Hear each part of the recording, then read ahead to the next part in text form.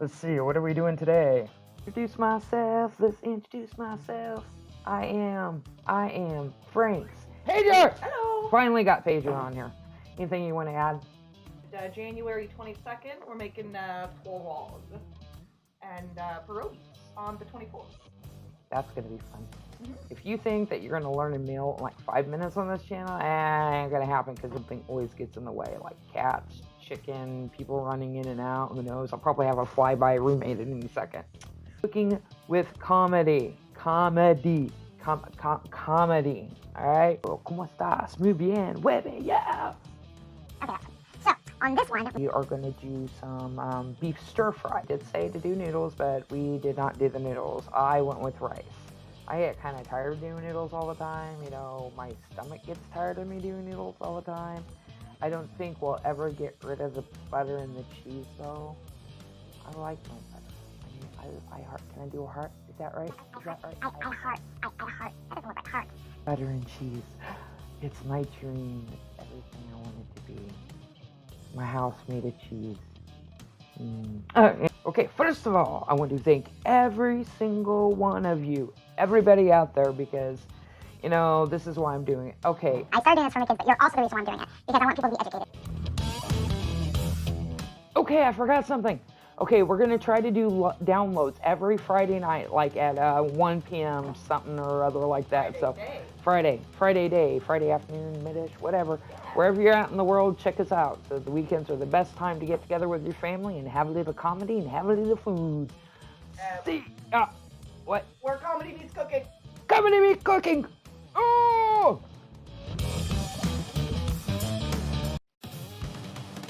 That's a kitchen. Alright. We had an orb situation earlier, so we're doing take 2. I want to thank you for tuning in to us again. And Messy Kitchen Butterball, because we love butter, but sadly there's no butter in this recipe. That sucks. Okay, we'll figure it out anyway. Before we get going, I want to shout out to Caliba in Omaha, Nebraska. No, they're not sponsoring me, but they're really good friends of mine, and I just want to give a shout out to them. What about you, Paiger? Shout out? Miss you guys. Love you. Hope you're doing great. See you soon. We're going to see them really soon, hopefully this summer. And maybe if we get our camera, we're going to do some spooky videos. Yes! With our friend Shauna. Yes! It's an idea. Okay, anyway. All right, we're going to do something. We are going to try to do a beef stir fry.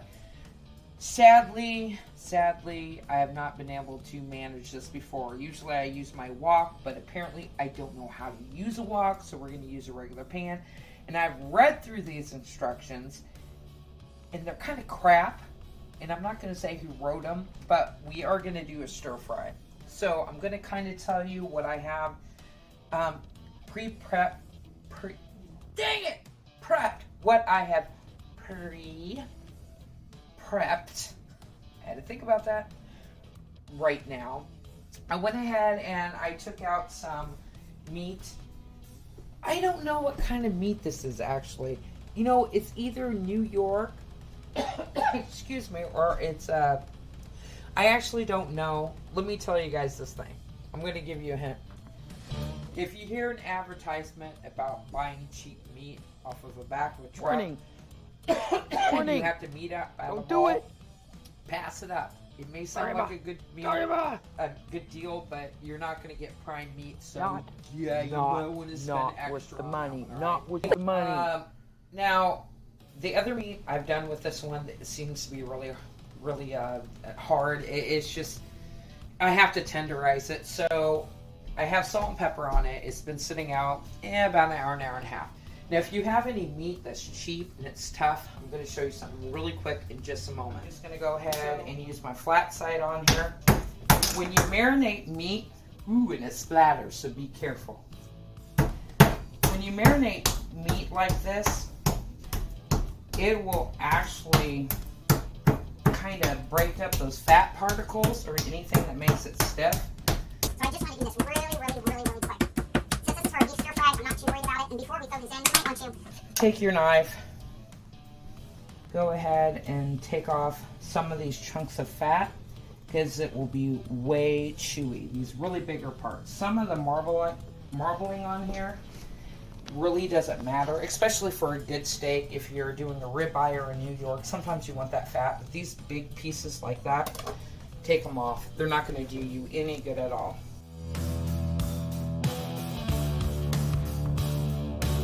So far, so we have brown sugar, we have some cornstarch. We decided to have red bell peppers. I went ahead and threw in some onions and carrots. Of course, you're going to need sesame seed oil, soy sauce, orange juice. I don't know. We'll see what goes on with that. But I want to show you this handy dandy nifty thing. It's a peeler. This is a godsend, but it's very sharp. You need to look into it. I don't know what they call it, but I know a lot of kitchens have it. It's a peeler, but it's a certain name for this peeler. It's really good. So I am getting hot heat flashes again. Holy crap. Here, Luna, take my sweater. Okay, and pull up my pants at the same time. Before we get going here, there's a few things that you probably know how to do, but some people don't know how to do this. Actually, I didn't know how to do it when I first started cooking. Everybody does this different. This is a clove of garlic. You can get them in bunches. Let me show that. I like to buy my garlic in bulk, and you can get it like so. And when they ask for cloves, you just break off a singular clove. Like maybe so. I can't. Maybe so not. It's not liking me. Oh, it's fresh. Oh, there we go. Oh, we got a clove. We got a clove. So that's how you break them off. They will go bad, and they will turn very hard if you don't use it.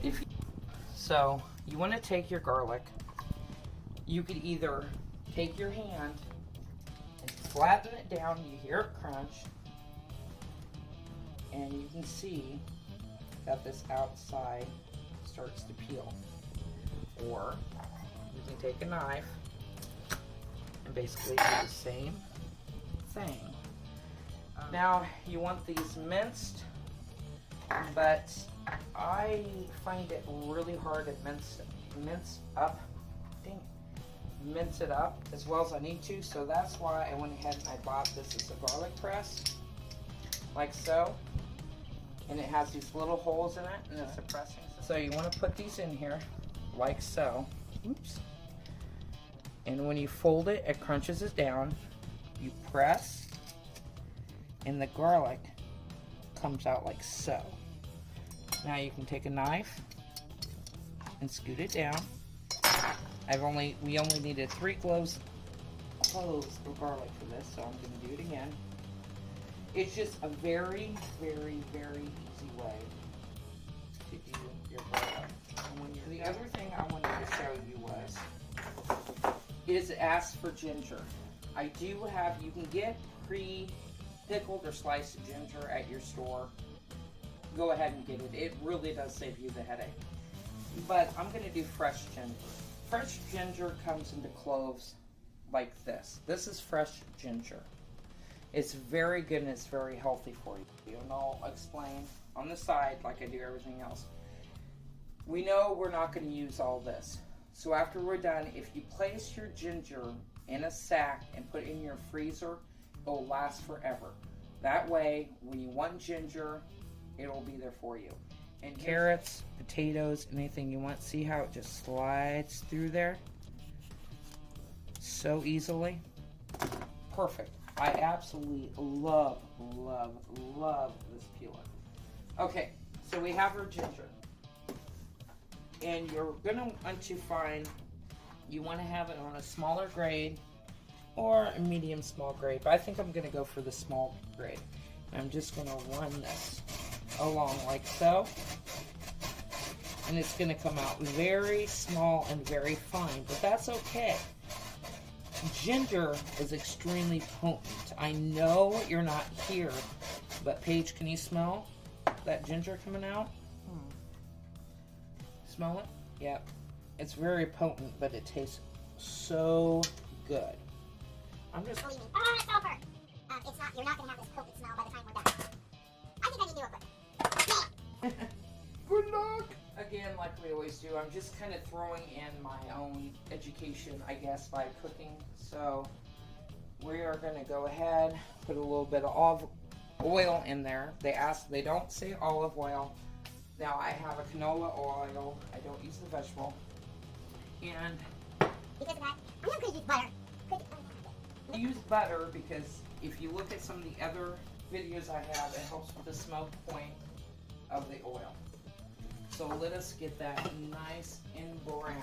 So we're just going to go ahead and get this melting. Opening another butter up. That was margarine. You put out margarine. You are such a bad child. You don't like margarine in this house. Jack Russell swapped it out. It's not butter. It's not butter. That was can cook with that if you want. I use butter. Bam. And always remember to recycle. Okay, I forgot a step. This is pretty much done. It's ready to go, but I forgot, because I haven't done this one before, I'm supposed to sprinkle the meat with some cornstarch. You'll see cornstarch is a good thing. I don't understand why, but I'll try to remember the recipe, whatever. I'm just going to go ahead and spread some of this on there like it said. And then I'm going to wash my hands because this feels gross.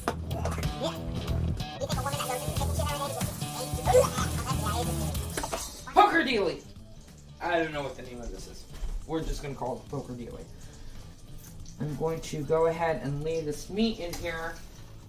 And you don't have to cook it in all the way. It did not sizzle like I wanted to, so I already know this meal is going to be weird. It's not moving back in. Yeah, that's YouTube videos about the, what was it, a chicken that went nuts and then fish that was served to a girl in a restaurant started flapping around. Oh, yeah. I just saw that off of, oh my god, what is it? Not Grace. Not Twisted Tea. Chill. No, it wasn't Chill. Slap ham! Slap ham. Slap ham! Okay, you have to watch Slap ham. There's this video about a lady. Okay, she has her food in front of her, and there's this raw chicken. And this raw chicken literally starts moving off of her plate and falls on the floor. Okay, I want to know who raw chicken in the first place. Ooh, now we're getting nice and flavorful to it. Okay. Alright, so then after this, I am going to take This and put this to the side. I'm just going to let it. Now the next thing on the instruction is we are supposed to basically our vegetables going. Okay, we're going to have a bowl to the side. They say about 2 cups of vegetables. We love our vegetables, so I'm going to do a little bit more. I'm going to splash a little bit more oil in here, but not a lot. I mean, there's still a lot of oil in here already. We went ahead and we went with, I'm going to start off with the onions, which I have chunked them. I made them nice and big chunks.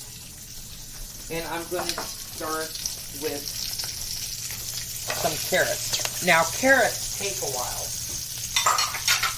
to cook. So this is what I'm starting off with right now. And I've got what I do. That's why we call it execution. Done it.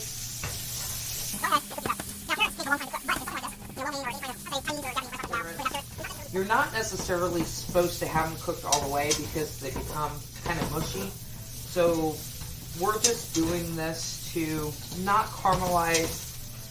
You caramelize if you have a lot of sugar in there, and the sugar hasn't came in here yet. So brown. It's a sauteing. It's not caramelizing. We're just sauteing. So if you caramelize something, that's when you add a sugar, and the sugar burns and it sticks to your vegetables. Well, we're not doing that. So we're just trying to get everything to kind of a somewhat of a nice brown to it. So we're just going to sit here. Say it should take about 2 to 3 minutes. Just keep your eye on it. And while that sits there, I just grab my drink. Here, Mom. Thanks, Mom. I can't use peppermint drinks anymore. Too many flashbacks on the peppermint. Rufflemint. So now, if you look at this, you can see this has a nice little brown on these, right? Gonna go ahead and put in the red bell peppers. And the other thing we decided we were going to do is broccoli. Then you thaw it out and then you put it in there, it's going to become nothing but a hot mess. So we just Whoops! Anyway, it happens. You know you do it in your house too. Everybody has a 2-second rule. Okay, then hit the floor. We're set. We're gonna do whatever you have to do. just go ahead and continue to cook this up. Now, if you want those to cook up a little bit more without everything burning, here's another hint. You can always turn this down a little bit to maybe 4. Get a lid.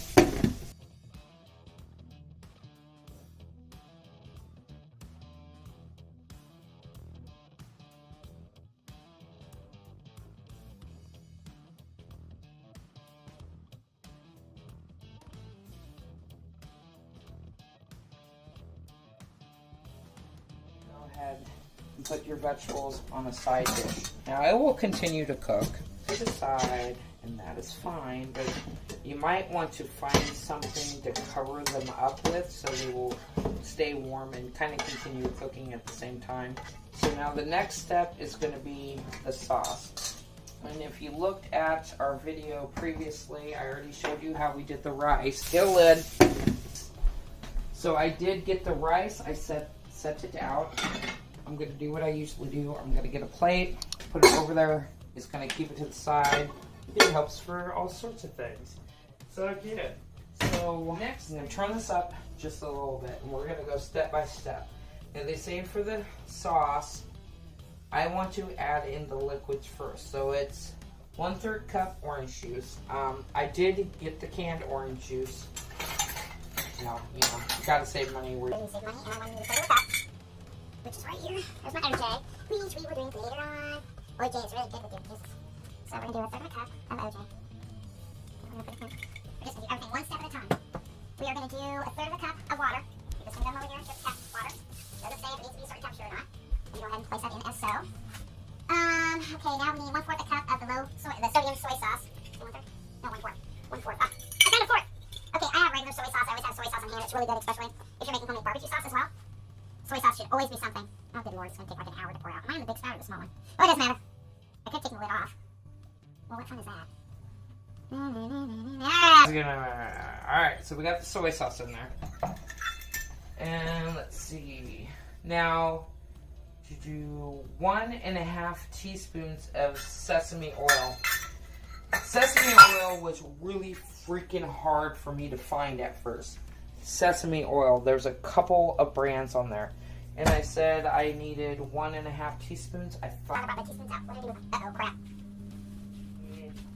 teaspoons. I need 1.5 teaspoon of sesame. I'm actually trying to use my directions. Okay, I didn't feel the need that you had to go ahead and watch this whole thing of everything I put in the pot. So put all your liquids in there, but your corn flour, and then you're gonna mix this up, and you're gonna boil them together and stir. But I don't know, I still think it's kind of important. You know how long it takes this meal? Just like an hour, so be prepared. Sure, remember? I heard something. I have no idea what that was. Okay, I'm just scraping in that ginger that we did earlier. We have this on a medium high. I'm just going to use my little thing here. And they said to let this marinate until you get it kind of somewhat boiling. And you add your cornstarch. Cornstarch is a thickening agent. Add the cornstarch here. But you need to add it in with some water. So they say about a couple tablespoons of water. It doesn't take much to get your thickening for your cornstarch. I'm just going to put it in here because I'm going to add some water. Go ahead and get yourself a fork. I'm going to use this. And it says for like 2 tablespoons of water, which we have the water in here. Paige, you're missing something important. So you put your cornstarch in with your water. Just go ahead and stir it up. Do not put your cornstarch in the pan without adding it with some water. This is your thickening agent. If you do it the opposite way, you just throw your cornstarch in there, it's going to lump up and it's going to ruin your entire meal. Now you slowly pour a little bit of cornstarch in at a time. And you start stirring. Okay.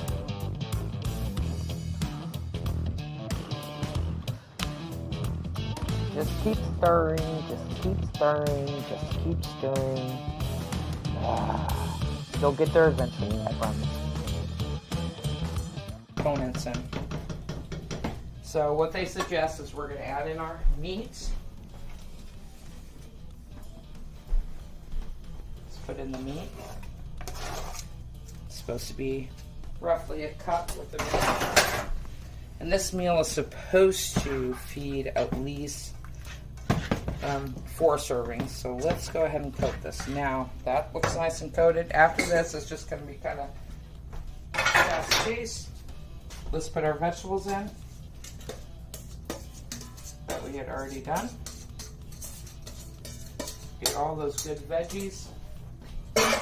And they recommend at least 2 cups of vegetables of your choice. And of course, these are the choosing. Go ahead and put this in.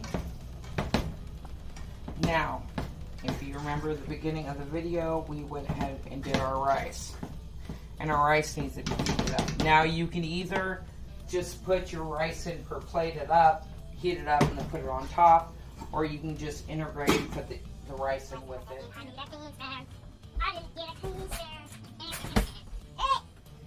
I keep it on the refrigerator. So that way when I warm it up, it doesn't turn to mush. And if I have leftovers, I'll go to the chickens anyway, so who cares? Let's see how much rice is that. That looks pretty good. Stir this up. Oh crap. Hopefully this recipe's gonna work. And what I'm gonna do right now. If you are worried because you're not ready and you think it's too dry, you can always add just a splash of water. This is just me. This isn't the recipe because I want this to somewhat steam. Messy kitchen alert. Alright, I'm going to put this on here. I'm going to keep it on low. In about 10-15 minutes, dinner is served. And I'm going to show you what it looks like at the end. We're going to do a taste test. Let's see how this goes. As you all probably know by now, my name is Paiger. I'm the videographer for the kitchen. Always try to feature some part of this online, but this is going to be a taste test. Oh, honestly, it's screaming flavor. I got a little bit of rice and bell pepper. Oh my goodness. Oh, good Lord, that's good. If you love veggies and you love them sauteed and really nicely done, veggies are my favorite part, honestly. So rich, so flavorful. Very good. That's a good... Yeah.